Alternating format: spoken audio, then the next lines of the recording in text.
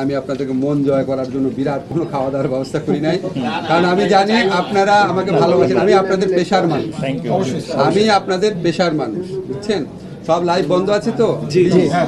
আমি বিশ্বাস করি এই একটা ট্রাউজার গত 10 দিনে আমি 7 বার পরেছি। আমার টোটাল, এটা কিন্তু লাইভ না প্লিজ, আমার টোটাল ট্রাউজার আছে 3টা। একটা হচ্ছে ফরমাল, বাকি 2টা হচ্ছে গ্যাবার্ডিন। আমি এই জীবন যাপন করা মানুষ, বুঝছেন? এটা আমি 10 দিনের মধ্যে 7 দিন পরে আসছি, বুঝছেন? সো আমি ওরকম জীবনযাপনে বিশ্বাস করি। আমরা দেখেন, আগে মানুষ মনে করতে কি যে মন্ত্রী হওয়া মানে হচ্ছে দম্ভ দেখানো, অর্থবিত্তর ভাব দেখানো, এই দেখানো। আমি চেষ্টা করব, আমি নিজেও কৃচ্ছতার জীবনে বিশ্বাস করি। আমাকে দেখে নিশ্চয়ই বুঝতে পারছেন। লক্ষ টাকার ঘড়ি তো দেখছে, আমার ঘড়ি নাই। আমরা চেষ্টা করব। মোবাইল আমার পিএস দেখে বলে এত নিম্নমানের মোবাইল আপনি ইউজ করেন, এটা 2G হয়ে গেছে, আমি ফোনই করতে পারছি না। তো আমরা সবাই চেষ্টা করব।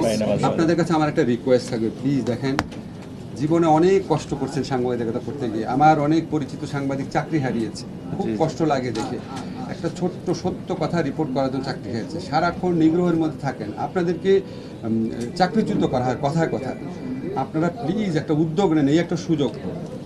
আপনারা চাপ সৃষ্টি করেন, সাংবাদিক ইউনিয়নকে এক হইতে হবে। আপনারা চাপ সৃষ্টি করেন, প্রেস ক্লাবে যে সমস্ত সকল সাংবাদিককে সদস্যপদ দেওয়া হয়েছে, আপনারা জানেন হোয়াট আই এম মিনিং।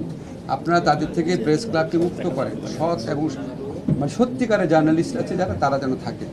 আপনারা যদি কালেকটিভ একটা ফোর্স গড়ে তুলেন, সব সাংবাদিকরা মিলে একসাথে, সত্যিকারের সাংবাদিক, মানে বুঝছেন তো সত্যিকারের সাংবাদিক কি বুঝিয়েছি, মিলে আপনারা ঐক্যবদ্ধ থাকেন। আপনারা আপনাদের যত কালো আইন আছে এটা সেগুলি করেন, ওয়েজ বোর্ডের ব্যাপারটা করেন, এবং আমাদেরকে অব্যাহতভাবে চাপের মধ্যে রাখেন সুশাসন প্রশ্নে। ভিন্ন মাত্র ছাড় দিবেন না।